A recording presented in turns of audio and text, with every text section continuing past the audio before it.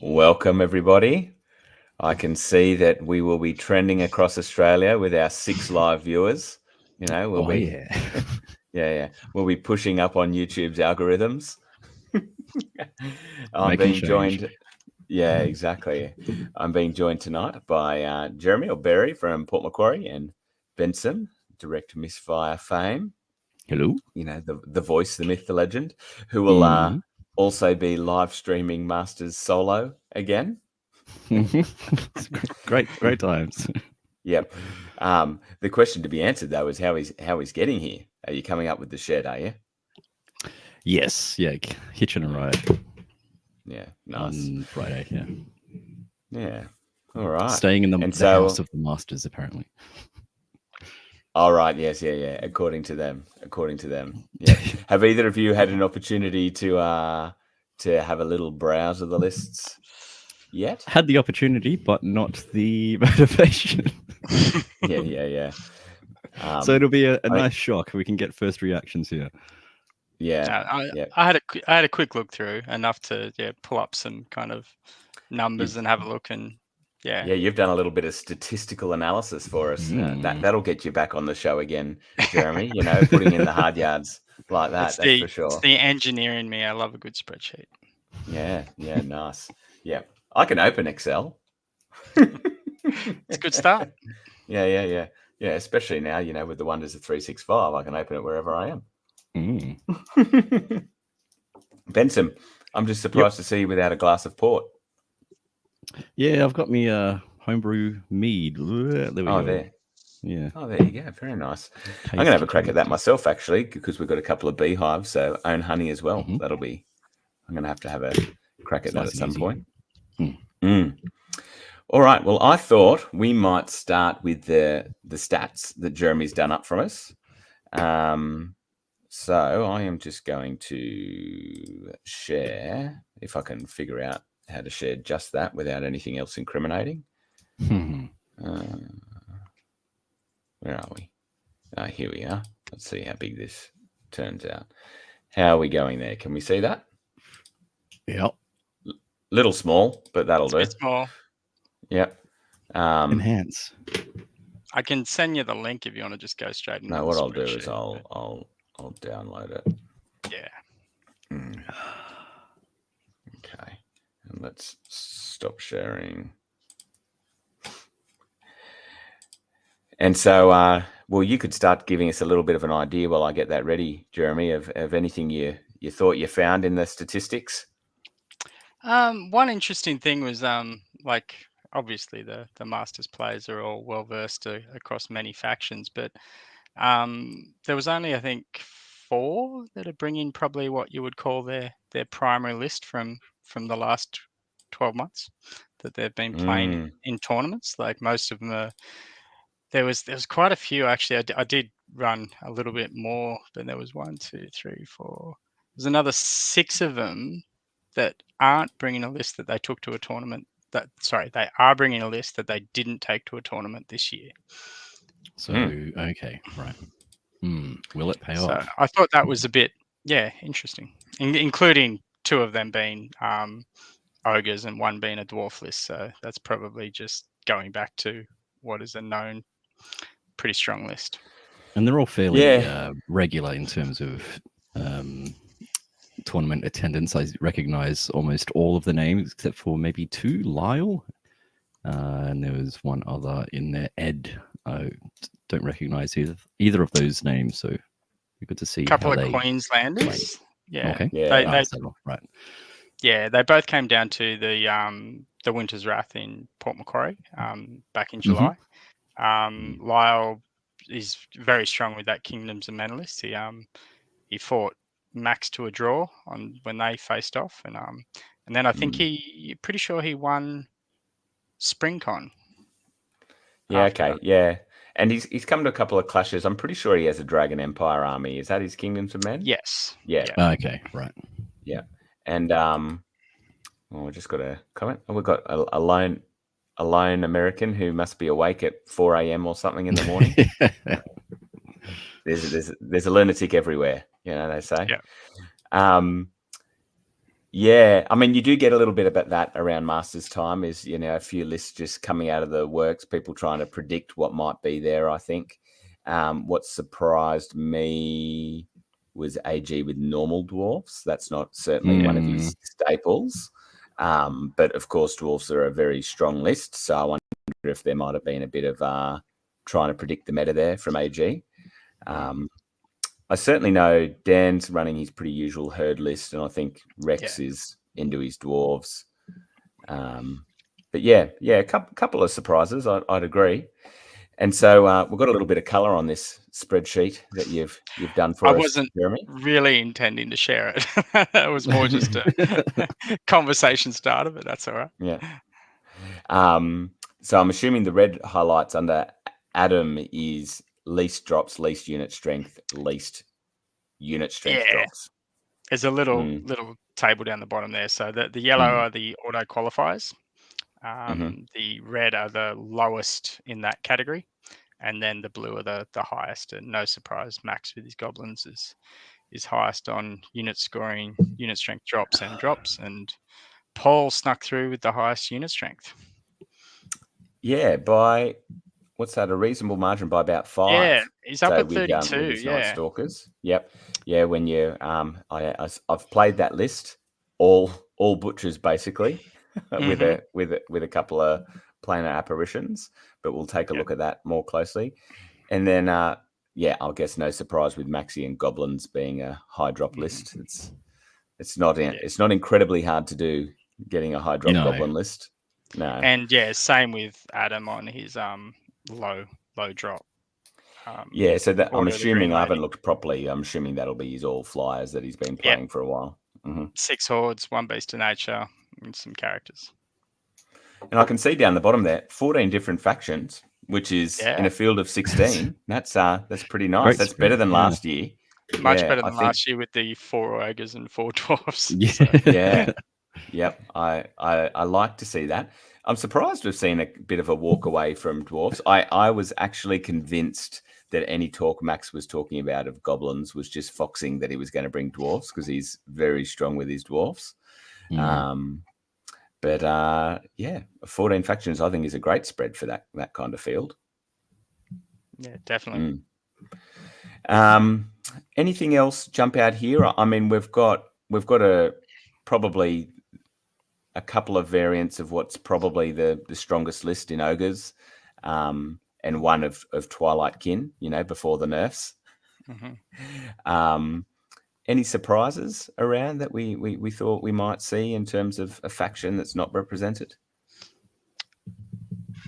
I kind of thought there might be a halfling one in there, but I suppose Max no is one probably did. The only one that plays it. Yeah, no one did. It's interesting.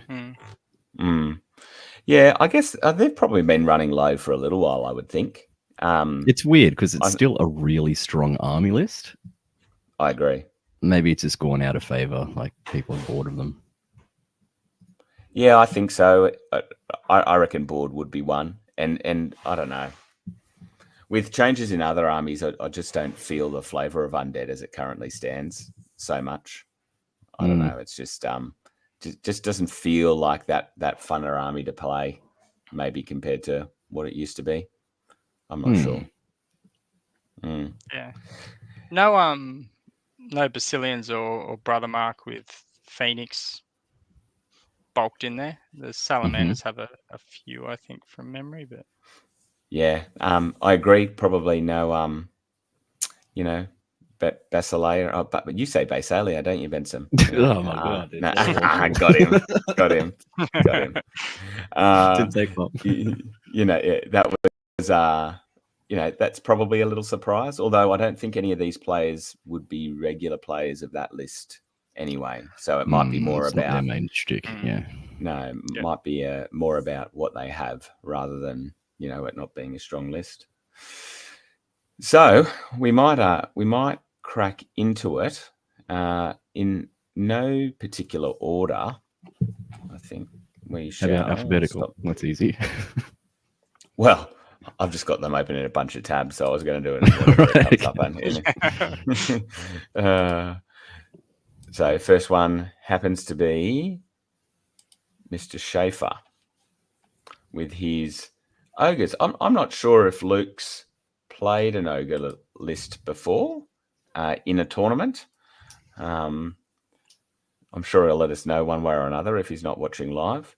I've played him against ogres. He was playing ogres at Convic. Yeah, one time I remember. Is that a bit better? Is it a 5? Yeah. Oh, yes. Legible now. I'm just gonna get this into split screen so I can see both at once and scroll for you guys. Where do you go? Here we are. Okay. So, I have to say I was a bit disappointed with Lukey on this one. It's a bit of a boring list. So what do we got? So we've got. I think the only difference is he put in hunters, right? Oh, cavalry horde. That's what it is. A small cavalry horde. Speed 8 ogres. You want 3s? Yeah, that's fine. Hunters are fine. Yeah, hunters. I guess that's the probably one thing that's from the standard, I guess, meta list that's around. That's not always in there. But you got your 3 regiments of warriors unlocking. Yep. 3 hordes of siege breakers. Yep. 3 bullies. Got to love a bully. Tick, tick, tick. 3 warlocks, tick. Nomad, nom, tick. nom. There you go. Yep. Yeah, so, have your salada with no flavor.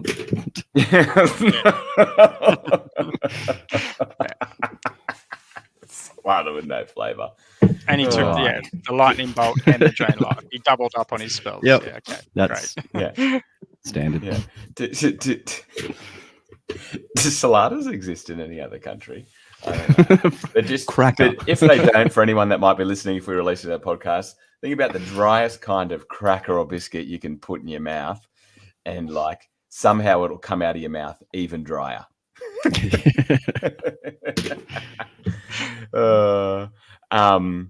Yeah, I think there's not going to be much mystery in how this list plays, right? No crocodiles. That's sad.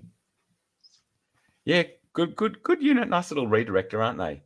Nick Legrand not overly impressed too. Looking forward to how Clash changes up a bit of ogre listing.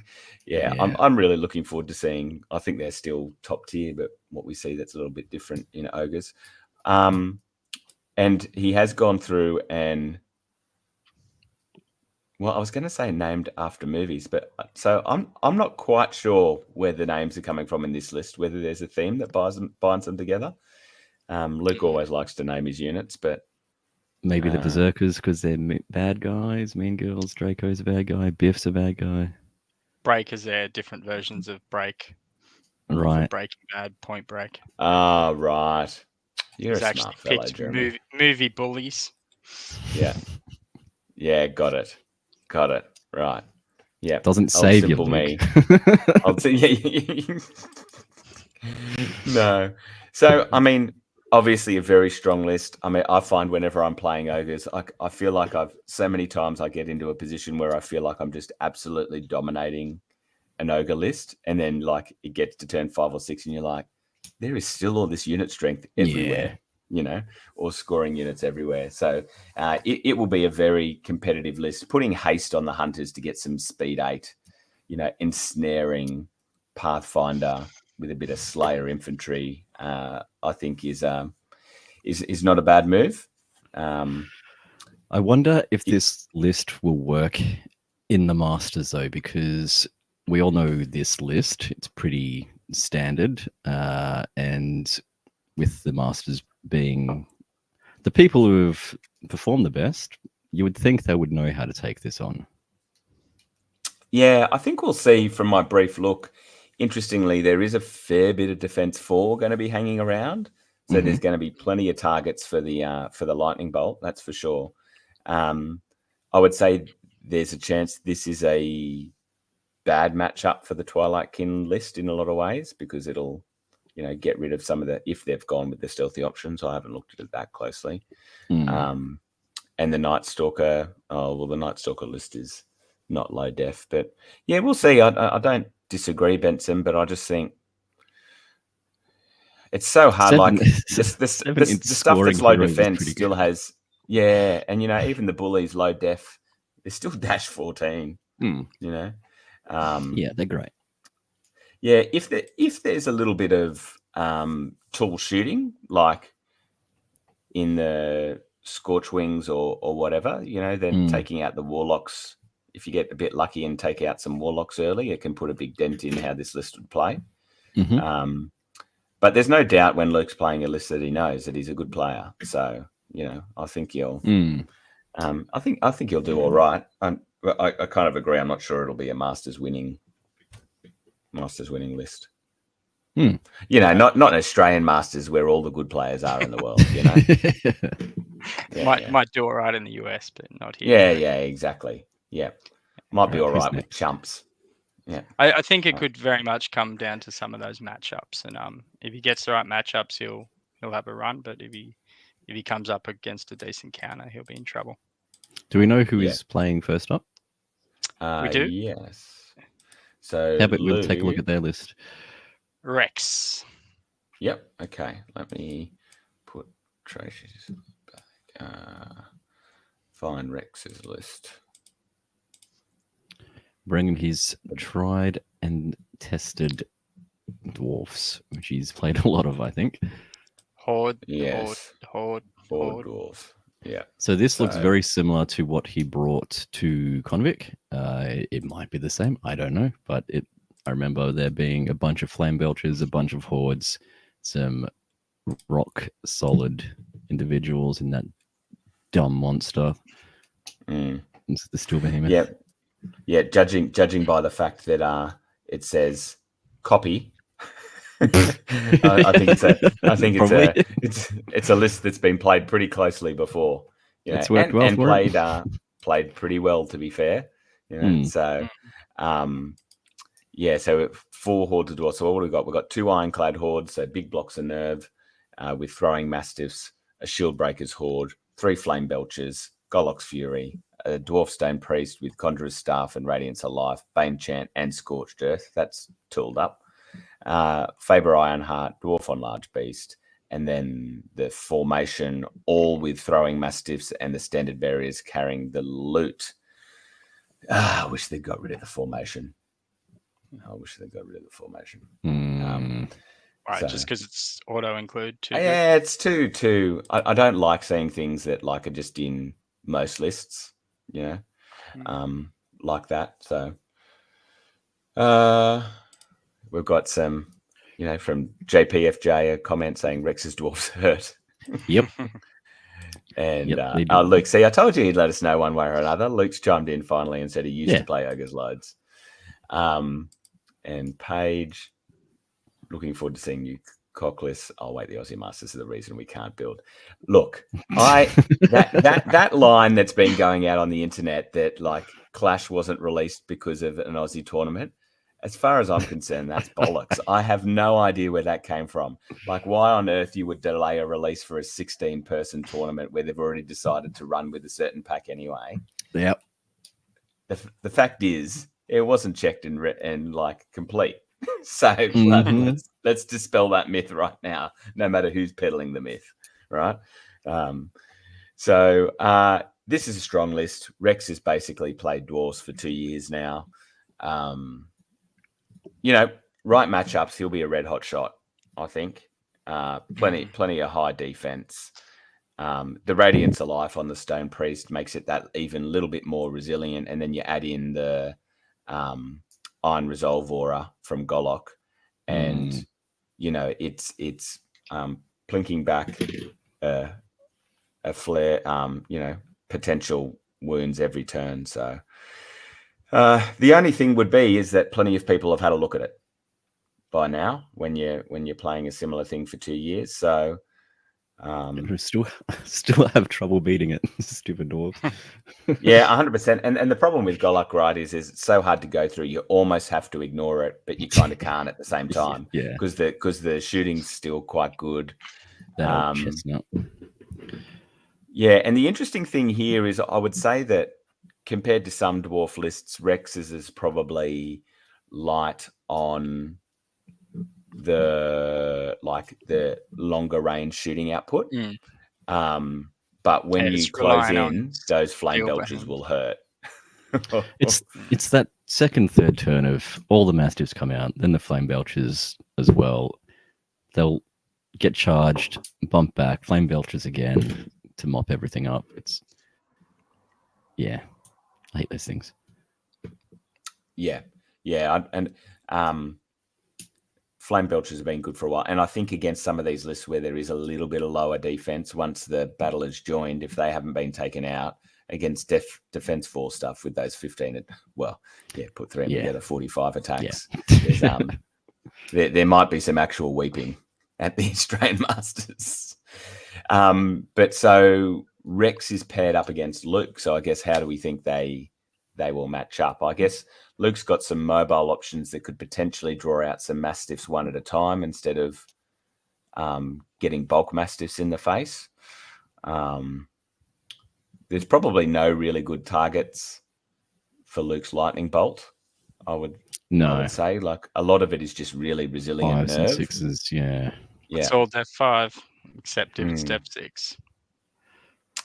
And I mean, so it'll be, and you Luke's probably it's going to outdrop doing him. the heavy lifting. Yeah, but I think from memory, does this would outdrop Luke too, wouldn't it? Luke has got 14. 14, and what has Rex got? Rex has 14 as well. 14 as well. Okay, so maybe and not. Rex, with those flame belchers, he's only got 9 scoring drops. So if Luke can churn through a few of those hordes, that's going to just diminish his options on where he's got unit strength on the board.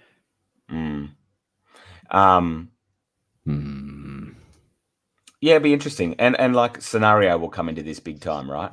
So because I don't know, it's almost like the thing that's so good about this list with those flame belchers is you don't want the battle lines to be joined in a lot of ways, and unless Rex makes some mistakes and the I mean, the one thing is the warlocks will see over a lot of the infantry, so Luke is an opportunity to take out the flame belchers with cover. And if he can do that, then he'll be much more confident joining battle with it. Yeah, it's definitely going to be a real grind as well. If there's only that one Bane chant, correct? So there's three hordes of siege breakers there to deal with, and what's going to actually churn through that will be part of the question. And look, Lukey's got the excuses out already. Didn't have prep time. These guys were ready. This is the time of year we see all these, I haven't been on Facebook much, but I'm sure there'll be, a comment from Matt Curtis somewhere about, I only just found this list last night, we'll Luke see. Used to play, we'll see. Luke used to play lots of ogres. He'll be fine. Yeah. All right. Well, let's move on to the next one. So let's get up. The next one that was in my list was, multiple time master Jeffrey. And he's going back to the well of his abyssal dwarves. So he's got triple gargoyle troops, 3 hordes of obsidian golems, 4 regiments of half-breeds, 2 hexcasters, one with inspiring talisman, but both of them have hex 3 and weakness 3. So obviously Jeff was going to be thinking he's going to see plenty of spells flying around. And then we've got 3 half-breed champions with blade of slashing. So I've played a couple of games against spam half-breeds from Paul Collins recently, and since they got buffed in the last clash, they are a sleeper. Like, they just have everything. They might be def 4, but they got buffed up to 15, 17. They've got Fury, Regen, Crush 1, Thunder 1, and Vicious. They're a good unit. They're a really good unit. And the 15-17 means that you still need to concentrate a reasonable amount of fire to take a unit off, but there's probably a couple of lists in this, I think, in this field that would be able to do that. Mm-hmm. Mm. But he's got Also- the chaff. He's got the anvils there that can soak up a lot of damage. Nothing to heal them back with. But I mean, they're defense 6. Half-breed champions are also great little individuals as well. Mm. Really 100%. They're really good, aren't they? Yeah, they are very Yeah. annoying. They can take multiple turns to go through. I'm assuming by adding Inspiring onto the Hexcaster so that he's got a 4th Inspiring source, Mm. although, that's not unpopular in 2300 lists, is that, he's seeing as at least one, if not 2 of those half-breed champs as disposable. Yeah. And it could just be Definitely. that he's written the list and he's got 20 points left. True. Don't be self-sensible. And that the weakness coming out of the hex casters just means those golems or the half breeds have that better chance of surviving that first combat or two. Yeah, so I think he's got plenty of options to protect that golem center, right? With the 3 gargoyles and the champs that, because normally you'd say you see 3 hordes of golems and say, well, the weakness is going to be coming up against plenty of flying like Adam's list, but he's got plenty of options for redirection and protection there. Mm. So we'll see. I think in this list, and Jeff isn't as practiced as he has been in previous years, I don't think, although I have been seeing his name in lots of UB rooms, maybe against previous American Masters, Adam Ballard. I'm not sure he's going to get the chocolates this year. I'm surprised there's no caster to make use of the shambling either. So they're just really slow golems. Yeah, they're really just that center block that's going to just soak up damage. Yep. And so Paul Collins is taking on Jeff, actually. So let's I'll get rid of Jeff's list. And we'll find Paul's disgusting list. Where is it? It's good. There it is. Yeah. 2 There's hordes Paul of and scarecrows Jeff up front. with 15 drops. Yeah. So I've played this list against Paul on UB a couple of times now, and it is very good. It has plenty of redundancy. Window. You mean columns. spam? Yes, exactly. Yeah. You haven't seen this much spam since you walked down the canned meat aisle at Woolworths. It's so 2 hordes of scarecrows, 2 troops of phantoms, 3 regiments of butchers, 4 hordes of butchers, 2 units of soul flayers, 1 with boots of striding, 2 planar apparitions. So that comes in at 15 units, all of which are scoring, and 32 unit strength. The main weakness of this list, I think, is that the butchers hit on 4s, but there's so many of them that when you run into them, it's not unlike playing against EOD. You join the battle too early and you just get swamped on the counter charge. With the high def and the stealthy, that's a really good combination. And he can, this list can literally spread from one side of the board to the other and not really take much punishment for doing that. And of course, if you don't go through a horde, or if you only got some plink shooting early on, the 2 planar apparitions can just kind of bring it all back up. Yep. Yeah. And getting those phantoms and the soul flayers in the right spot just to head off any counter attack is going to be tough to shift. Yeah. The phantoms give a surprising amount of board control, as do the soul flayers hitting on 3. Yeah, Michael Clark, great lover of spam that he is. Spam is the word. Yeah. So how do we think this matches up against Jeff's? Well, Jeff's still got a couple of flying guys to block any important charges, but I think Jeff's could probably take out a good portion of Paul's in a straight up fight. He'll lose a few on the counter charge, but I think Jeff's probably got a better chance just going by lists and not tactics here, because he's got that really sturdy Obsidian Golems and very, very effective hitting with the half-breeds. Whereas, yeah, Butchers are fine. Again, 4, so hitting on 4s, depending on the terrain, that could be his worst nightmare. Yeah, I guess the thing would be is that in the main, the infantry certainly is that Paul's going to outrange Jeff, golems versus butchers, and if Paul can hold back a couple of units of the half breeds or something with the phantoms while he gets a charge off on some golems as multi charges, then maybe. Yeah, it'll certainly come down to that. Yeah, that I think the unit strength's gonna give Paul a good edge here. I think he's got a good crack at it. Yeah, again, not probably knowing will come down scenarios. to scenario. Yep. Yep. He brought similar unit strength up to our last tournament with orcs, and it was just very difficult to churn through enough of that. And this is, did he have any God speakers? Because I mean, this is probably more. He had 3 with heal. I believe so. I didn't play him, luckily. Just with the planars having Radiance of Life and heal 7, it's just so resilient. Like the combination of stealthy and Def 5 is so good. We still got 2 hexcasters in the opposition though. That's true. That's true. So we know there'll be no surprise what the hexcasters will be targeting. The Windblast characters, yeah. So it'll be interesting. I'm going to back Paul in over Jeff in a rare win. I don't think Paul takes out Trashy very often, but you can. It's always game if you're backing against the multiple time master. Yeah, it's always dicey. Yeah, oldie sensei. I think Jeff will be playing at Masters until they're wheeling him in, to be honest.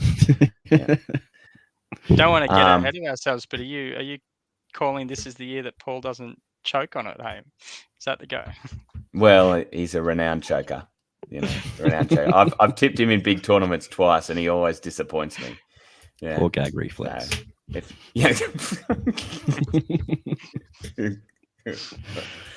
All right, let's move on.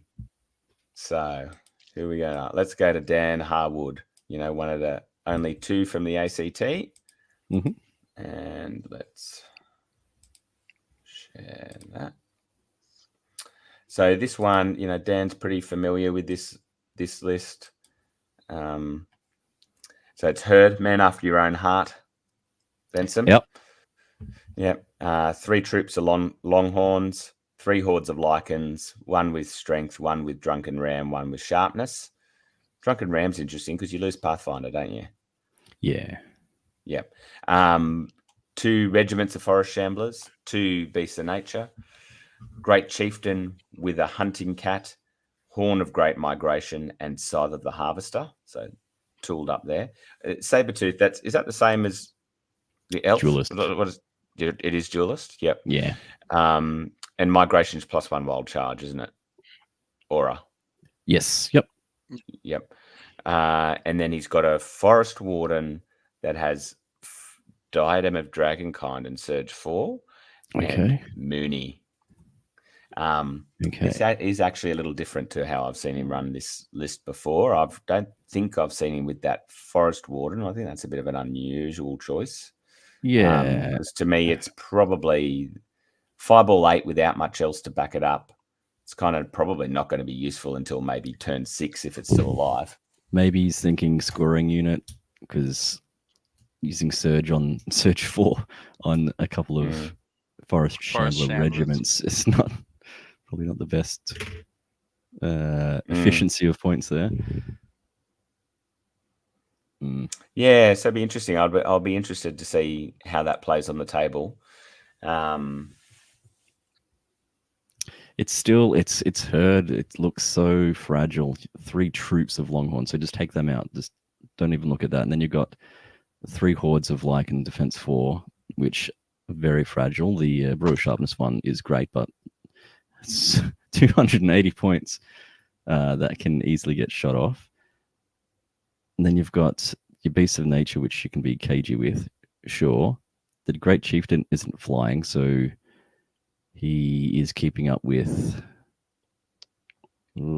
maybe he's just at the doubling twice. Yeah, I feel like you need the fly on him to make him most effective. And then the Forest Warden is a bit out of place, but Moonfang's backing up the other Lycans. Yeah, it's so fragile. Yeah, I kind of feel it's almost a list that needs your opponent to make a mistake. You know, that you can multi-charge with a couple of Lycans and then be reforming, and all of a sudden you're in your opponent's flank, which I'm not sure that's going to happen at Masters. Except from Paul the Choker. Yeah. So I'm not sure how it'll go. Yeah, sorry, Dan. Who's he up against though? Who's he up against? And he's up against Adam Story. Adam Story. Okay. So against the All Flying. So I think that's a particularly bad matchup, to be honest. Yeah. He's being outspeeded in the speed game. So let's bring that up. Oof, that's okay. Yeah. Yeah. This is not what you want. Just submarine, Dan. You'll be fine. Where are we? Window, Adam. Okay. This is exactly the list you don't want to play against. Yeah, I think when you're with the herd, right? I mean, you would probably say, Benson, that you're relying on getting that charge off with your speed, right? But then you're not going to get it if you're being outsped. So your biggest strength is basically being taken away from you by stuff that's hitting as hard, if not harder. Yeah, and he doesn't even he doesn't have the chaff to prevent these flying guys unless you sacrifice the Longhorns, but that's an expensive chaff unit.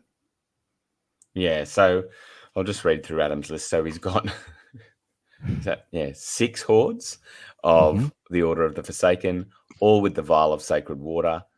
So Jesse's Boots of Striding, Helm of the Drunken Ram, Hands Sanguinary Scripture, and then the other 3 are Naked. And then Beast of Nature with Wings, Devoted with Radiance of Life, Sacred Water only, Forest Steed, Heal 3, Bane Chant 2, and Veil of Shadows. Again, fairly tooled up. Avatar of the Green Lady and Champion of the Green Lady. Which, I mean, I haven't played against the Champion before. I think what's for Adam, what is good about this list is some of that, like the Heal 3 and the Green Lady, gives him a little opportunity to sit back and, really get the charges he wants for a little while, unless he's coming up against really heavy shooting. So he's got the counter to some of that plink shooting. Yeah, he's got the double heal to keep him in it, and he'll pick his charges. It's a very thin army though. 10 drops, like putting all those eggs in that one basket. Yeah, and only 7 of them are actually scoring drops. So that's it. It's the lowest drops, lowest scoring drops, and that lowest unit strength. So and Pegasus don't even lay eggs. So it's a great army to go against Dan's herd. I don't know if it'll have the chops to beat any of the other lists that we've already gone through this evening. I think there's too much resilient unit strength and unit strength drops in probably a lot of this list for this to go probably even close to all the way. This might be 5 games. I reckon this might be a 2 and 3 list or a 3 and 2 list. Even though Adam's a very good player and very used to it, I think that's probably where it'll sit. Yep. And agreed. John Paul, Lycans are so rough to use at best of times than at Masters. Yeah. Yes. All right. But they do model up very nicely with Pauls. Yeah, they look good on the dead pile. Is that what you're saying, Jeremy? Yeah. All right. Oh. can't. So let's see who I've dragged out next. All right, here we go. I'm going to put it out there. This next one is my tip for the master based on strength of play and list. Where? And it is Maximilian K. Mm-hmm. So with his goblins. So he Go has goblins. an infantry regiment with the warbow of Kabar, 5 hordes of sharp sticks. Yeah, he should. If grudging was allowed, he should have been grudging Adam. That's for sure. Yeah. Definitely. Yeah, 2 war trombones, 3 sharp stick throwers, 2 mincers, 3 wingets, bent things that they are. A flagget with diadem of dragonkind, 3 troll bruisers, and 2 kings on chariots. So that's 27 unit strength and 22 drops. I think for me that it's the combination of Max is an extremely good player. There's a number of lists, we haven't got to them yet, that have low defense, and so he'll be able to, like, there is a surprising amount in shooting in there if you don't pick it up immediately. So although some of it's short range, I just think it's the right kind of combined list to go the distance at Masters. It's very strong. He played it very well when he came up to Winter's Wrath and came out on top. Was it this list? It was pretty close. Hmm. Not sure if it was exactly the same. I didn't get time to go and compare the two, but yeah, it was pretty close. Yeah, Nick Legrand says Max will only be stopped by Paul, which is probably not a bad shout with the stealthy and high def and lots of other drops. Max's is much more mobile list than Paul's though. So like Paul's got some flying, but it's not the like small base flying with the wingets and things that this can do. What are you thinking, Benson? Deep in thought there. It seems like an attrition list. I can't see where the damage comes in. So to me, it just seems like you're just trying to survive the game, because a couple of lightning bolts takes out the wingets, and then what have you got? Just some hordes to steal the objectives. Yeah, so I mean, it's a good point. When using blackjack across 5 games, can he win big enough to get to the top if it is an attrition list? Because that was previously the weakness of dwarves, is that they were a great attrition list but didn't have defensive output. But that changed. Sorry, offensive output, but that changed. Yeah, I can see what you're saying there. Because I don't see the sharp stick throwers doing a whole lot. They'll be hitting things in cover a lot of the time. The war trombones, yeah, they're fine. But without the wingets, he doesn't have much to go on. No, that's true. Yeah. And that's just for the scoring potential, because it's like you can't really maneuver anything else because they're hordes. The kings on chariots are so good, you know. They are, but they're also goblins. Yeah. So I agree that there's you know, it's the kind of list that even with flanks doesn't necessarily take stuff off easily. Yeah. You know, particularly things like Troshi's golems. But you know, I think yeah, I mean and Trashi's got the devilfish himself. Yeah. Yeah. That's what I was about to say. Those troll bruisers will do some work. The combination of taking off a few things with that amount of shooting, because you got the wingets, the sharp sticks, and the trombones, as well as the flagget with the fireball, and then on top of that, you've got the sharp sticks holding the line with everything in between sneaking through the gap. So the mincers and the troll bruisers and the kings on chariot. You've got a lot of units coming through those gaps to get the flanks. Yeah, I mean, I think it is a point that when you've got 3 wingets in your list, it almost means that your trombones, probably your bruisers, and your sharp sticks are going to be reasonably ignored.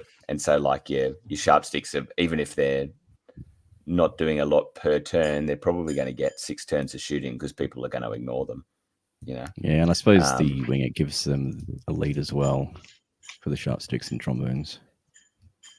Yeah, and it's as an aura, right? So he only has to leave one of them behind. Is it as an aura? No, I think it's just. Oh no, you point one out. You pick a unit, Yeah. don't you, to be a Yeah. lead against?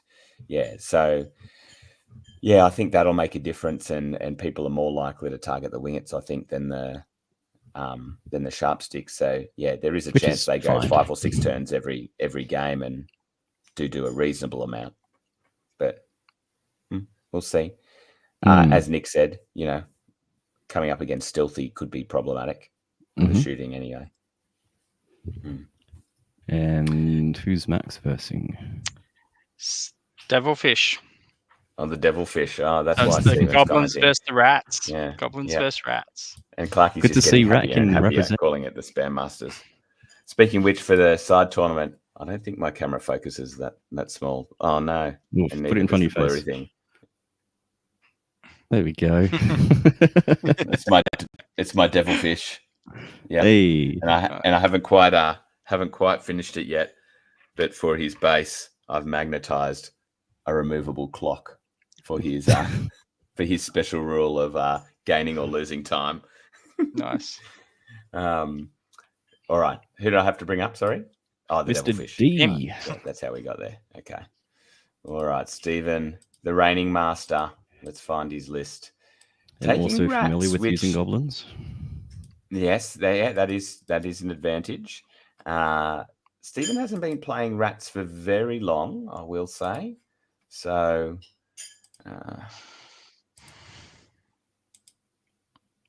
it's very similar makeup. These two armies. Yep. So for Stephen, we've got 2 regiments and 2 hordes of warriors, all with plague pots. Such a good upgrade. 2 clawshot troops, a vermintide regiment, a regiment of tunnel runners with brew of sharpness, 3 weapon teams, a death engine impaler without the ranged. So that's the one that can get arranged, right? Yeah. Yes. You've got 2 options on what to take. Spew Outlaw Impaler. The Tangle, Brood Enforcer, Brood Mother. He's replaced Drain Life with the Blight Staff, Mother Chrysar, and what's your pronunciation? Scuddy. Yeah, just Scud. Scud. They should release the rulebook with pronunciations.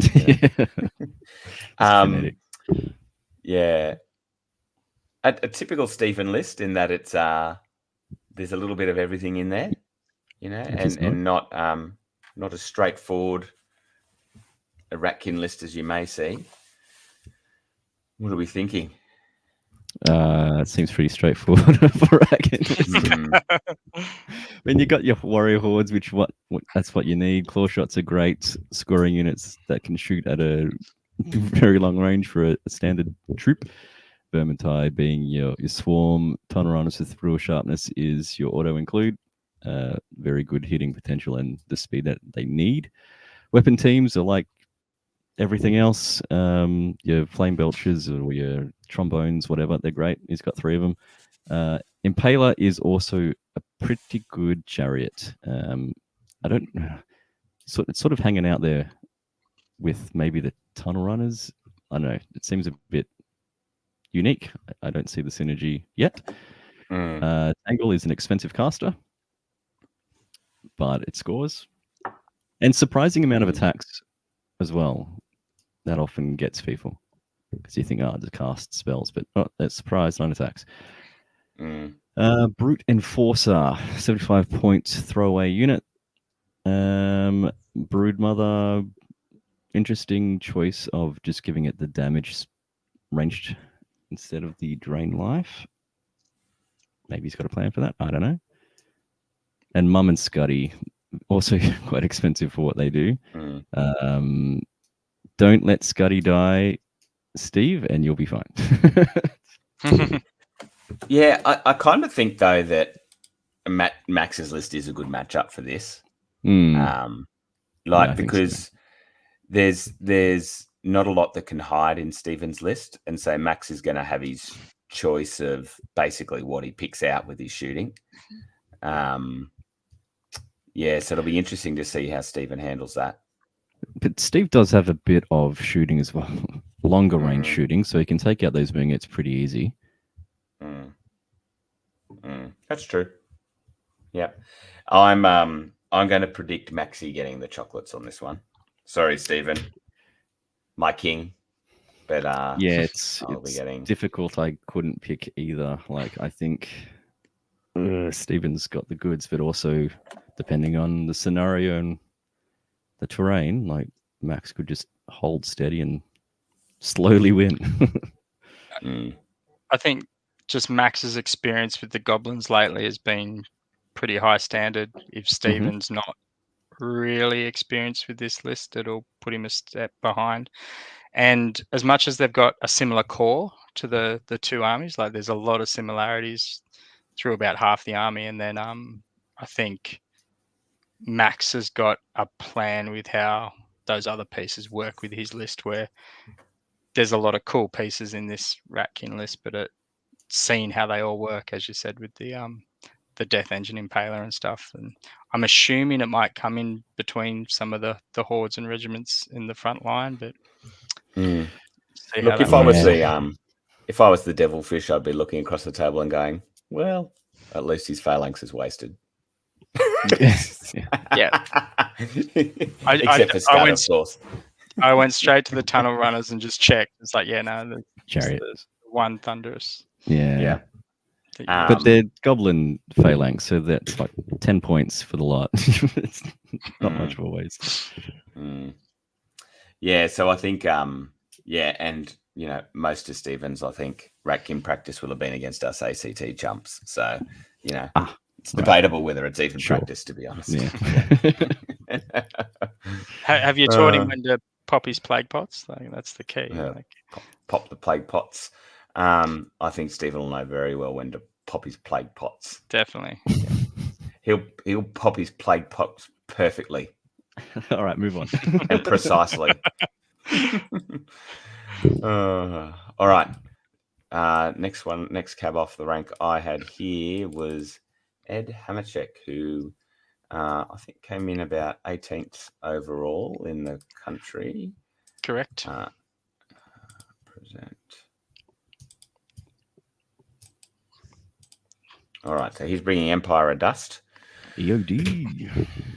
And mixing it up. Not bringing the standard stuff. Well, pretty elite list. Yeah, I mean, unless you don't call Idol a Shobik and Slave Guardians as a Soul Snare standard. Well, yeah, but he also didn't bring the Monolith. True. So Ed has 3 regiments of mummies, all with Casket of the Damned. 1 regiment of Revenants and 1 horde of Revenants with Hammered of Measure Forth. Yeah, both with Casket of the Damned. 2 enslaved Guardian Horde archers and 1 of the melee version with Brew of Haste. A Soul Snare, Ammonite Pharaoh with the internal guard upgrade. What's that? Elite Mummies, isn't it? Elite Mummies, yep. Yeah. Knowledgeable, Surge, Host Shadow Beast. The only thing is it can't scout if he chooses to scout the mummies. So I kind of, that's an interesting choice for me. And then the idol of Auto include Idol of Shobik. Yeah. We have a couple of players that use the Pharaoh all the time, and it's worth its weight. Flying or not? Not usually the flying, no. And with mummies? With the mummies, yep. With 2 or 3 regiments of money, and they do very good work. Do they take the scouting boots on them though? So the questionable bit for me is not the mummies and not the Pharaoh, but taking the casket without the option of being able to push your Pharaoh forward with it. Yeah. But having said that, you're probably not going to scout them 10. Yeah. Generally not. And the Pharaoh can at the double, like first turn and catch up. Yeah. Yeah, that's true. So, it's resilient. I don't know, probably not resilient enough. I mean, even a list like Adams, if Ed was to make a movement mistake that gave him an option where he could reform behind the lines or something, Adams' list could kind of get the jump on it. I mean, having said that, Shambling's a pretty good defense against flying, but he's only got the one surge option because he didn't take the monolith. Yeah, this one seems thin as well. It's like the 3 regiments of mummies, they're not yet. I mean, they're okay, but they're not a big, scary unit. 12 attacks on 4s with elite if you have the dude nearby. Revenants, again, hitting on 4s, and they don't have the crushing. Slave Guardian archers are reasonable. Expensive long-range shooting. They could do some work, but then you've got Enslaved Guardian Horde as probably the one with the target on their head. Take them out, and then you're probably a bit more relaxed. Yeah, I mean, the 30-inch range on those guys can be scary, but I just don't think there's enough ranged output overall on the melee 5. The ranged 5 to be that problematic. Unfortunately, I think for Ed, it'll be like Clash a few years ago where, maybe more funds off the table when he's, looking for someone to do belly shots with. So, well, I'm going to be commentating by myself, so maybe you can make a quick game and if it's over, he can come and jump on. Yeah. Who have we got Ed playing, Jeremy? Matt Truella. Ooh. Oh, that's right. Isn't he playing the king of easy mode? Twilight Kin. So, what I've got a question for you guys. If you were to win Masters with Twilight Kin, does it even count? Of course not. Technically, but you shouldn't advertise it. Let's get this list up here.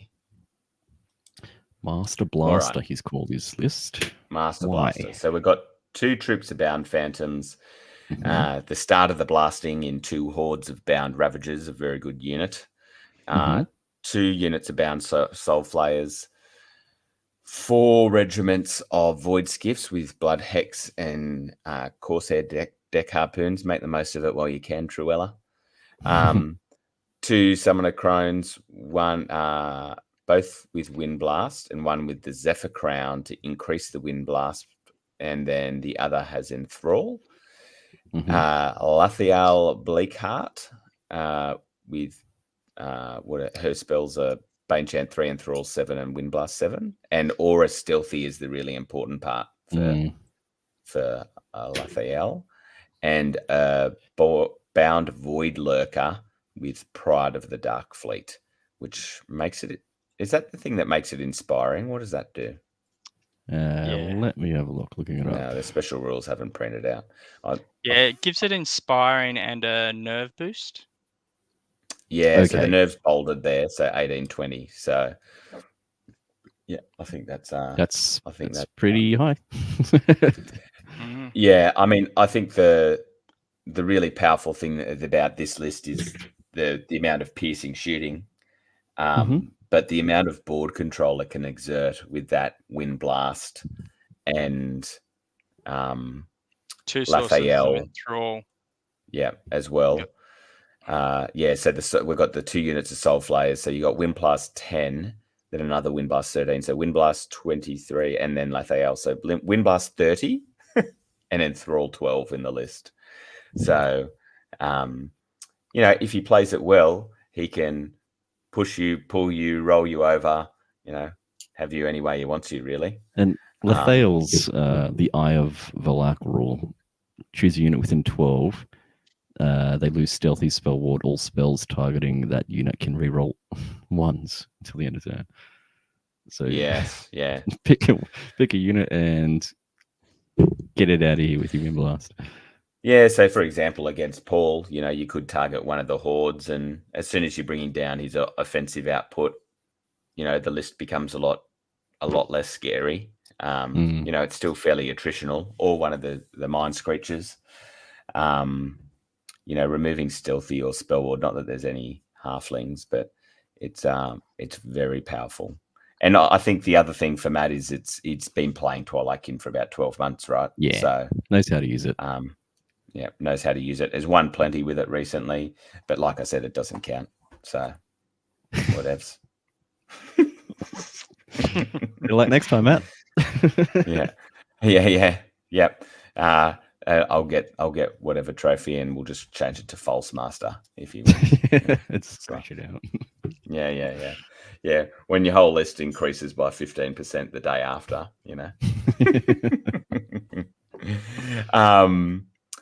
But in seriousness, very good list.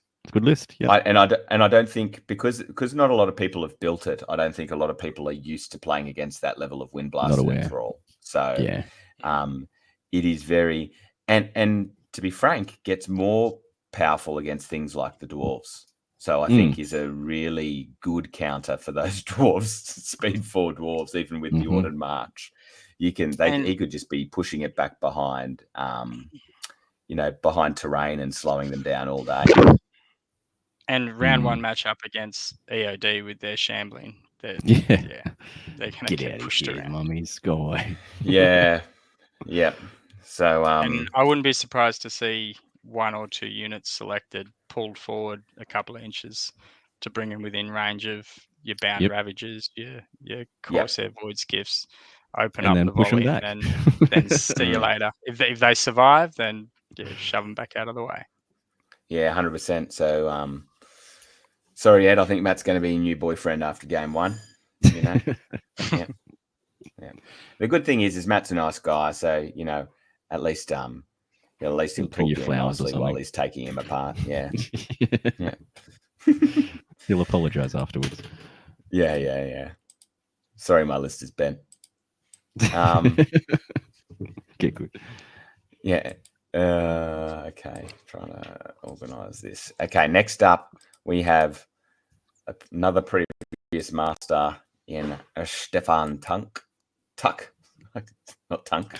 Sorry, Tucky. Who are you talking about? Who I noticed, sits on the Masters Committee and managed to get himself removed from the Masters special characters. That's not sus. Yeah. Didn't like his chafed loins special rule from last year, obviously. Yeah. So Tucky's bringing Varangur, which I have to admit, I had a quick look at this list. And I'm like, what does most of it do? Because I don't see a lot of Varangur on the table around our parts. But 2 regiments of Night Raiders with with bows, not throwing axes. Yep. 2 hordes of human tribesmen, a horde of snow trolls with Dwarven Ale, a Mounted Sons regiment with Brand of the Warrior, which that gives them brutal, doesn't it? Yep. And Helm of the Drunken Ram. Frostfang Cav with Staying Stone, Snow Foxes, Lord with Brand of the Warrior, and the Devoted Icon. Is that the thing? I'm assuming that's what gives Aura Stealthy. Sure. For Barbarians. Yeah, I think so. Magnild, Thane on Frostfang with a Snow Fox and 2 Snow Troll Primes for a total unit strength of 25 and 13 units. It's a typical mixed Tucky list. I'm not sure the stealth is going to help him that much. Not sure the stealth is going to help that much on the Night Raiders. When there's defense 3, you still sneak enough through, they're still dead. They've already got stealthy. Yeah. Sorry. Yes, they do. So he's going to be using it on the tribesmen because he's dropped them. What I didn't say is he's dropped them to defense 4 with 2-handed weapons. So obviously that's why they're there. So Mounted Sons of Barbarian as well. They might help them occasionally. Yeah. Heroes of Barbarian. Yeah. It's a punchy list though. If it manages to join combat with all its elements intact, it is going to take some units off per turn. That's for sure. And that's the Varangur. That's what they do. Yeah. Me hit. Yeah. Yeah. The dumb brothers of the Northern Alliance, Yeah. But that's not the slowest army either. I'm a fan what I'm working on at the moment with Northern Alliance, and it's a lot of punch there and bit of shooting enough to just bring it in. Not the slowest, but kind of stuck in that middle ground too. Yeah. You know, it's also got no actual speed. It's all like the quickest is speed 8. Magnilda can fly for a turn. Yeah. That's Yeah. something. Is it good? Yeah. Is it something? I don't 7 know. attack, Troll the right primes are things fine. there. It's pretty good. And Tucky's one of those players that, you know, it can go good or badly for him. You know, some days it's all on, and then some days it's all off. So Yeah, I'm not sure about this list. You know, because he doesn't build lists to be, you know, 12 drops of the most powerful thing in the list. So no. You know, I'm not sure this list. I think it's another one of those for me that it's probably a 3 and 2 list or a 2 and 3 list. Yeah, he'll come up against something with a lot of speed that's going to cause him trouble. But flying if will be he's difficult as well, defending against flying. Yeah, there is a reasonable option of being turned. There is a reasonable chance of him having to be turned around in circles if someone has a decent amount of flying, isn't there? Yeah. You know, he hasn't got great counters for that other than Magnild.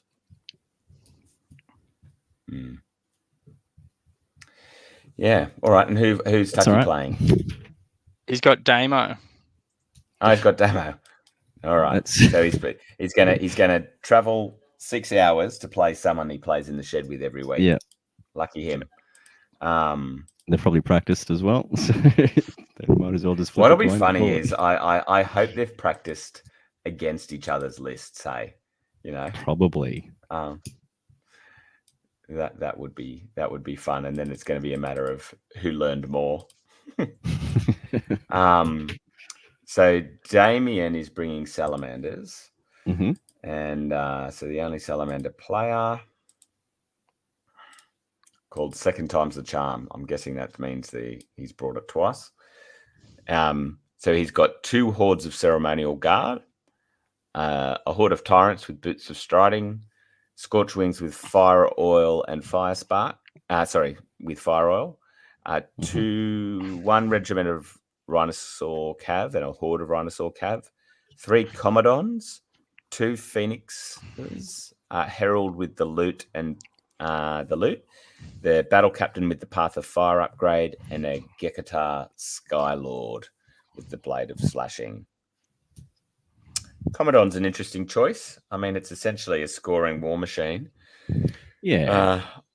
Yeah, I found the range 5, even though they've got the 3 attacks, hurts them. It does a reasonable amount. But if people don't target them, you know, they've got Blast D3 and Melee 2, but they're also Melee 5. I just kind of find they're a bit too expensive for what they do. Speed 5, yeah. I guess because they're not war machines, they can have the double to score objectives late game. Phoenix is there to heal up your ceremonial guard. Scorchwing should keep out of the fight for most of the match, I would think. It's a solid list. Yeah, I mean, the one thing about you would have seen this, Barry, when Paul brought his orcs to Port Mac, but because there's the ceremonial guard are on that larger footprint from the heavy infantry, having 2 hordes of them can dominate quite a portion of the board and really dictate what goes in. So the Phoenixes are a really good backup for that, and might mean that stuff is bouncing off them, like that people have no choice but to charge them. And then if they bounce, you know, in come the Rhinosaur Cav and clean up a little bit. And I've always thought Rhinosaur Cav should have Strider, you know? Yeah, being big stompy things, they should just stomp over that stuff, but alas, they do not. No. Yeah, you think they're more aligned with the Frostfang Cav, which have that. Yeah, certainly the Ceremonial Guard, especially if you're facing this list on objectives. Yeah, they're going to have that advantage of covering multiple objectives on the board and having something difficult to shift. Phalanx and Crushing Strength 1 is always difficult. So Yeah, I kind of feel it probably doesn't have enough shooting to back up the Commodons together to make the shooting really worth it. That's probably a bit of a weakness in this list, that there were probably better points to be spent. I think you'd be surprised between the Scorchwings, the Phoenixes, and the Commodons. That Commodon fire, who was it? Josh brought it up. Who's probably from the don't know shed. his list he borrowed. Yeah. But he brought it up and he performed really well up here with it, because as you said at the start, if people ignore the Commodons, then they're going to just keep chipping away, and that's what happened for 4 rounds or something. The Commodons just ripped through army after army and made a massive dent through our guys that hadn't faced it before. So obviously these guys have, but it's still 36 inches is good coverage. Yeah, it's good range. How are you gonna? Depending on scenario, they can be really good scenario pieces. Particularly in something like control, or where you can basically stick 1 or 2 of them in each corner, and then your ceremonial guard can occupy the middle. So in that regard, I don't disagree. I just don't think the volume shooting probably is enough, because I think the Phoenixes will be healing. They won't. I don't think they'll be. Yep. I'd be surprised if their fire spark sees more than 1 turn. I reckon they'll probably fire spark the first couple of turns, heal in the middle, and then clean up in the end. And there's 20 shots between those two, and you've got another 14 with the horde, another 4 with the character. It will come down to how he uses the Commodons too, because there's actually not a lot of chaff in this list either. So probably doesn't need. It doesn't look like a list that's going to be initiating charges. Like it's a counter. It's not quick enough, really. List. Yeah. The Commodons will be interesting to see how he uses them. But they've, like we've said, they've probably practiced this and know each other's weaknesses. It is an interesting matchup, the punchy Varangur list versus this. I'm going to favour the Varangur, I think. I'll favour this one just because. Just because. Just disagree. Yeah. I like both lists, but I think Tucky's list probably just has a bit more punch to it. All right. I've beaten Tucky. I haven't beaten Damo. So there you go. You've never beaten Damo, and you would have played heaps. Yeah. I don't know. Okay. He's got me. All right. Well, we've only got 4 lists to go. Yeah. We've got the next up. We've got the man Benson never heard of, Lyle. Who are you, Lyle? It's hard when you're a big deal, isn't it, Benson? And you just got to look down at the little people. Yeah. All right. So Lyle and his Kingdoms of Men. So one of the best value units in the game at the moment, I think. 2 regiments of spear phalanx with pikes and indomitable will. 2 hordes of foot guard with indomitable will and 2-handed weapons. 2 hordes of crossbows with, well, they're not crossbows, sorry. 2 hordes of rifles. They're crossbows with rifle upgrades. 2 hordes of beast cav with Mead of Madness and Brew of Haste, both with indomitable will, both with Thunderous Charge and Vicious and Fly and Speed 10. 2 ballista, an army standard bearer, which gives life leech to his infantry and an aura. A wizard with the periscope, lightning bolt, and wither and perish. Oh, you don't see that often. Another wizard with conjurer's staff, lightning bolt, and scorched earth, and a general on winged beast. It has been surprising to me that we haven't seen Kingdoms of Men perform better since last Clash of Kings, because there were some serious buffs in there, like the pikes, and I think they're a really solid list now. And this is a really solid balanced list, I think. 2 of everything, just about. It's got a good, solid. That's how they did it on the Ark. Regiments, phalanx, that's fine. Foot guard hordes, they're fine. Good solid core there. You've got some piercing at range 5.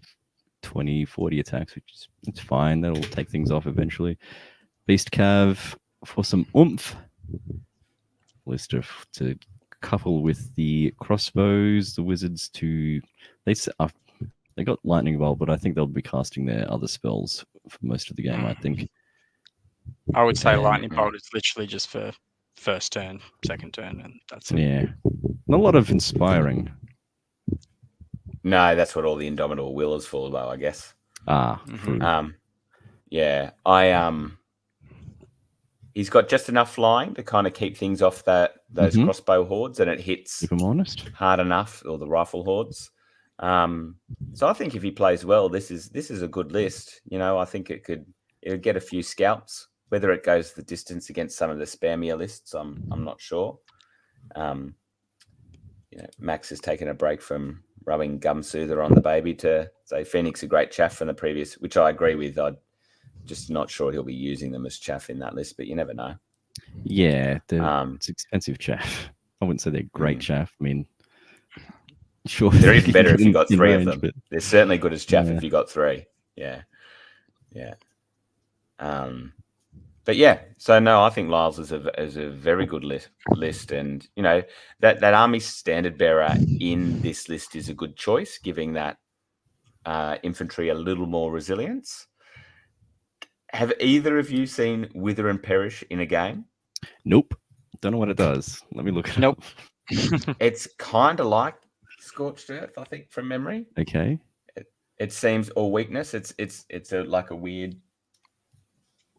And I think it's shorter range. Okay. All right. And are they spells you can only take once? Yeah, they're from the library. Yeah, so you can't have Scorched Earth twice, so take Wither and Perish. All right. If one more Scorched Earth, although actually, sorry, I don't think Scorched Earth is I don't think Scorched Earth is a one spell, which means the Conjurer's Staff works on it. So, he's effectively got Scorched Earth 3. Yeah. I suppose Wither and Perish is like that as well. It doesn't have the one next to it. It's 12-inch weakness, and you can roll the damage, no piercing. So it's a poor man's weakness. Yeah.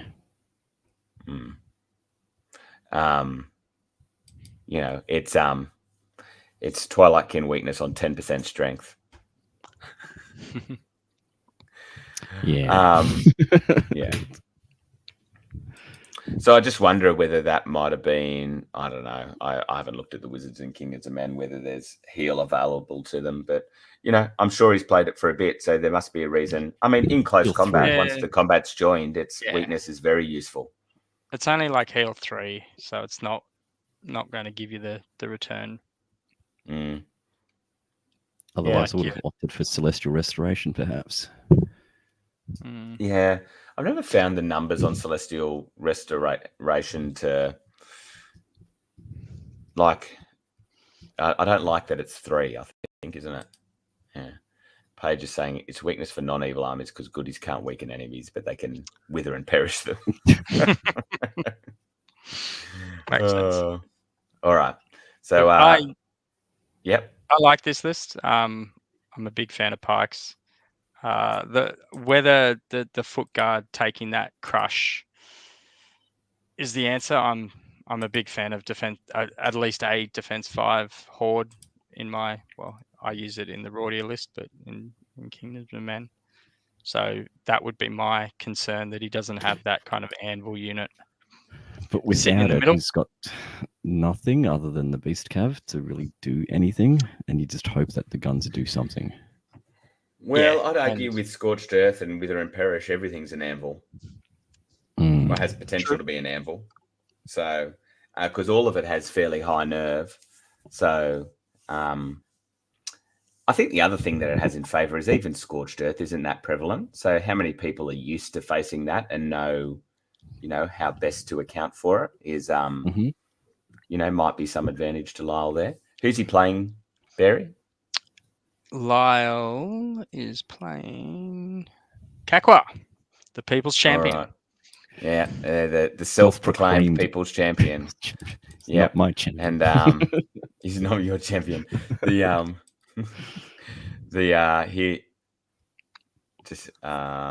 we? good screen. army He's name got for this he's got one a as good well. name, effing bent ogres. So three warriors. Jesus, he and Luke Schaefer are going to the Yeah. same supermarket and fighting Almost over the mirror same match. salada packet. You know, can you imagine that? You know, I sat there and went, I don't know what to they'd do. be having a and conversation and be like two old people in a nursing home with their teeth out that haven't had a drink for 2 weeks. You know, they'll just be smacking at each other. Their mouths are so dry.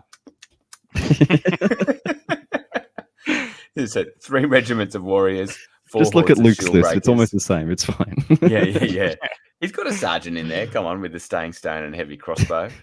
So we 3 dropped the bullies, hunters, and we've got an 2 extra warlocks. siege breaker. extra warlock. breakers. Yeah. Yeah. So there might be a little thing because Kakwa's ogre lists are normally a little bit more interesting than this. So I'm wondering if he's gone a little bit for easier mode because he might be helping to run things. I don't know. Who can tell with Kakwa? You know, there's the chance he doesn't turn up day 2. So you just never know. Yeah. I just hope I'm not cleaning his vomit again. Luke's got the better ogre list just because he's got a little more variety with the hunters and with that range. The extra warlock probably helps as well. I don't know. They're both so bland.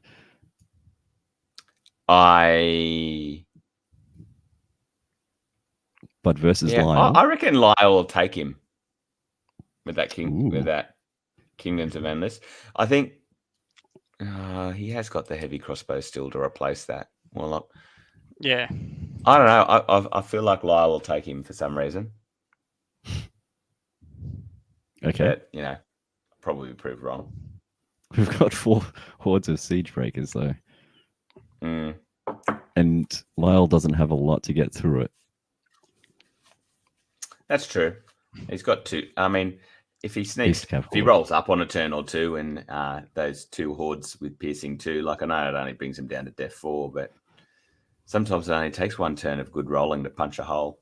The most he can do. Having said that, the bullies are a good counter for those rifle hordes. You know, push them forward, and so you're probably right. The ogres will probably it's probably a good counter, but you know, wouldn't mind seeing Kakwa will spoon it. So Max is predicting Kakwa for last. I have to play pretty poorly with this list again. Like, what do you do with this? You win a couple.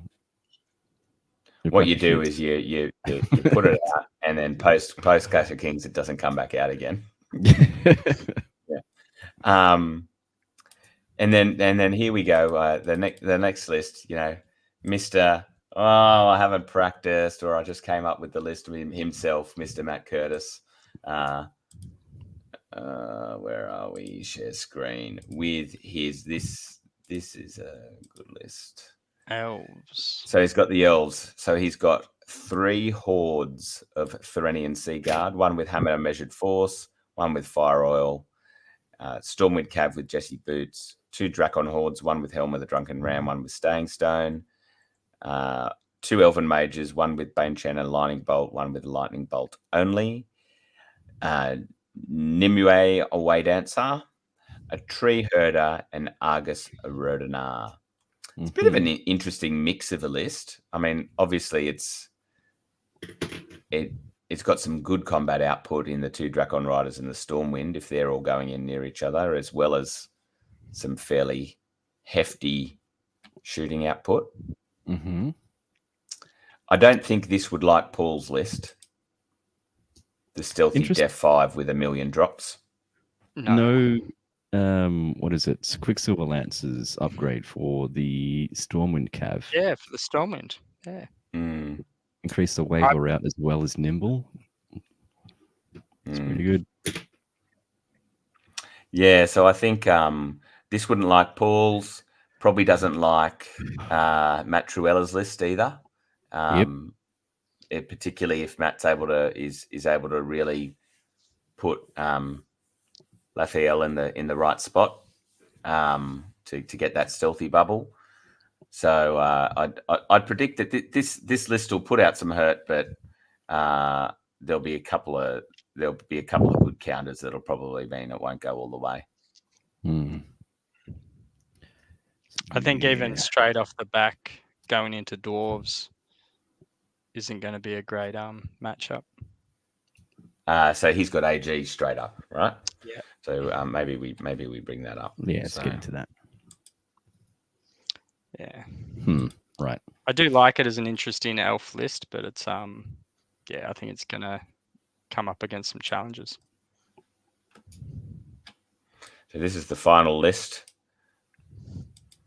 AG. Look, hasn't done much for a while. He's been in slumber mode, playing a bunch of different lists.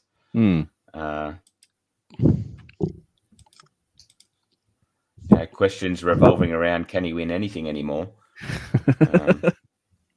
I'm not asking the questions. I'm just hearing them. Here we go. Max says, without any Trident Realms at Masters, I can't see the Seaguard being much use. Yes, you did miss the Empire of Dust talks. You shouldn't fall asleep through our commentary, Target Storm. All right.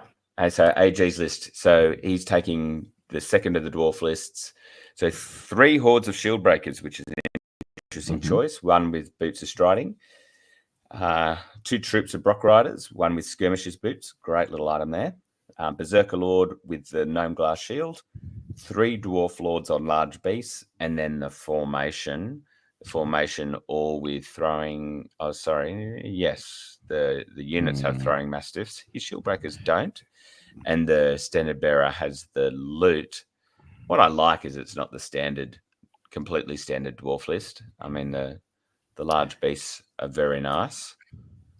No flame belters, no Gorloks, no. Is Faber in there? No. Okay. No. I think AG's challenge is going to be Matt Curtis, the Twilight Kin. Where was the other shooting? Maybe even Lyles.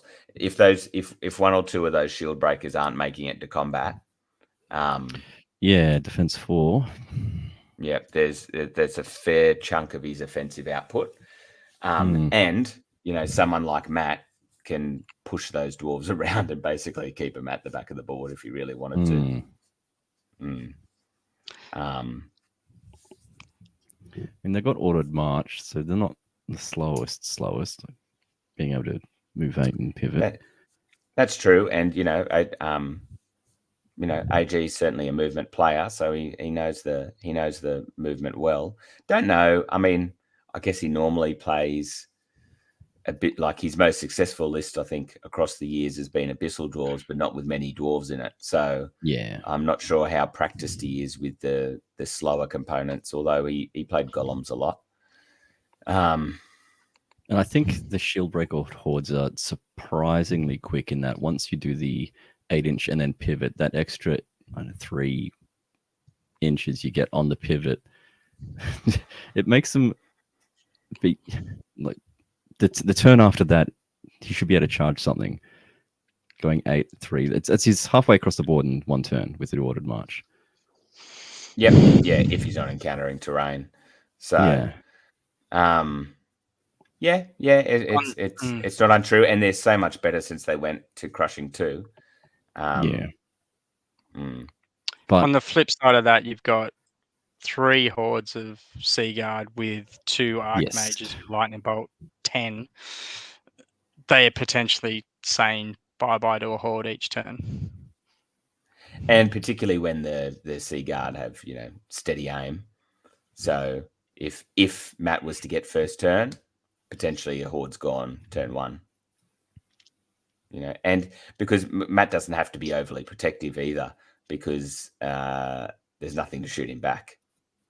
So, true. So he can pretty much deploy across the line and make sure that he's lined up one of those shield breaker hordes turn 1. And good night. Yeah, because having 3 of them. On him. Sorry, what was that? I was just going to say, Matt's got the speed on him as well, like with the Stormwind Cav as well as the Dracon Riders, even though AG's got the dwarfs on beast and the Brox and whatnot. It's doesn't cut the mustard. Well, yeah. I mean, I think out of everything in this list, that's the bit that's holding it all together. I think those three dwarf on large beasts, and his positioning will be good. So they'll be positioning to discourage Matt taking that charge on anything, I guess, on the fear that they bounce, and then get held up for the rest of the game on defense 6 dwarf lords. So I think that's certainly where all the heavy lifting will have to be done, is in those 3 dwarf lords. But it's not like he doesn't have a solid core. He's got that stupid formation. So, yep. In conjunction with shield breakers, like there's a bit there to soak up some damage. Yeah, for sure. Yep. Yeah. No, there is a little bit there. Yeah. So I think I'm going to have Curtis getting the chocolates on that one. If he can play to the clock and doesn't time out. True. Yeah. AJ's just got to make him think, and then he's won. Put him in some juicy scenarios and push that clock. Yeah. Mm. He's only got we know with Matt the analysis paralysis can kick in. So yeah, sometimes you just look over and it's like he's frozen in time. Yeah. Right. So that takes us through all the lists. So I mean, I made my call early of Maximilian to win. What we need some predictions from you two gents. Alrighty. I reckon Truella might have this one. This might be his year. Not a bad call. Easy mode Truella. Yep. Easy mode Truella. But because it is easy mode, maybe I should have a second proper. I mean, none of the ogres, not sure. None of them really stand out. Possibly Rex as the other one. Okay. Yeah, that's not a bad 2, I think. Yep. What about you, Barry? Yeah, my first run through, Max was probably the one that stood out. I do like Lyle's form coming in with that Kingdoms of Men list. I know when he was here, he won 2, he drew 2 against Max and Luke, and then he lost to Adam. But then he went to SpringCon and beat Adam. Yeah. Recently. So I think he's got some pretty good form with that list, and it's got some really interesting pieces. So he could be a dark horse. If I had to pick a second, it would be, again, to finally tip Paul to pull the something out the back of his throat and stop choking, and get some get a result. I mean, I think it's a decent. The other thing he's got going in his favor is he's played a fair bit of Twilight Kin as well on UB himself, so he does know kind of how the wind blasts and all the little bits and pieces work. Yeah, but I know he'll go true to form and at a Masters, and Paul is he likes to just enjoy the game. Like he does like the competitive aspect, but he's not going to be like dying on a hill over it. So, does he have the killer instinct for Masters? Who knows? Probably not. Yeah. No. But it'll be interesting regardless. They're all quite unique apart from 2 standouts that aren't. So what about Spoon? Let's go controversial. A tip for Wooden Spoon. Probably Kakwa, because he's not playing half the tournament. You'll have 3 games in him, and that's it. Yeah. What about you, Barry? I like the look of Dan's herd list, but it is really a glass hammer, and he's gonna get smashed in a few games. I think he'll be pushing it up. It's going to be difficult. In saying that, some of the matchups he'll probably come up against, he might have the drop and the speed on. So that first game's going to be tough on him, but I think he'll bounce back. I think the Empire of Dust is a bit too elite to what I've seen worked effectively as Empire of Dust. So I think Ed might. I was be there. I was going to pick Ed. Sorry to be going home in a sarcophagus. So you know, one-way trip back to Queensland. But mate, we'll have fun hosting you while you're here, Ed. No, Ed knows I love him. Yeah, there's not a better bald scone in the place. You know, great bloke, Ed. He's a nice bloke. He's played League of Rorty in the last 12 months. That puts him high in my book. Yep. Well, there's got to be more than one loser in the country, Barry. So yeah. Hey, look at the rankings at the moment, mate. Yeah. After one tournament, those Port Macquarie guys are flying high. Yeah. We'll take it. Thanks for giving up your time, gents. Thanks for those of you that were watching. Good little turnout. Little light on comments, but I think there's probably a few people listening while kids go to sleep. And you know, thanks for having us. No, thanks for jumping on last minute, and good luck to everyone at the Masters this weekend. We might get this out as we might put the recording out as an episode as well, but we'll just see. And then, of course, there's the side tournament happening at the same time. And for those of you, if you haven't bought your Clash of Kings ticket yet, you're a bum, and get on that and buy your tickets for that. You know, we've got about 40 signed up. Got to get more on. Paige reckons he's listening while working. Come on, Paige. Hey. Business hours, mate. Jesus. Yeah. Also, make sure to tune into the live stream for the Masters. We'll be showing all 5 games. I don't know what tables. Don't know who's playing on them, but we'll be there. I'll definitely try and appear and be a pest to Benson at some stage. That would be fantastic. Because talking about Kings of War by yourself it's a tough ask. Yeah. At least there's no one to disagree with you and say you're wrong, Benson. Sure. Although that's probably what you love, isn't it? Yeah. Let me tell you why you're wrong. Yeah. All right. Thanks, guys. Thank you. And enjoy it all. And we'll talk to you soon. Until next time, keep countercharging.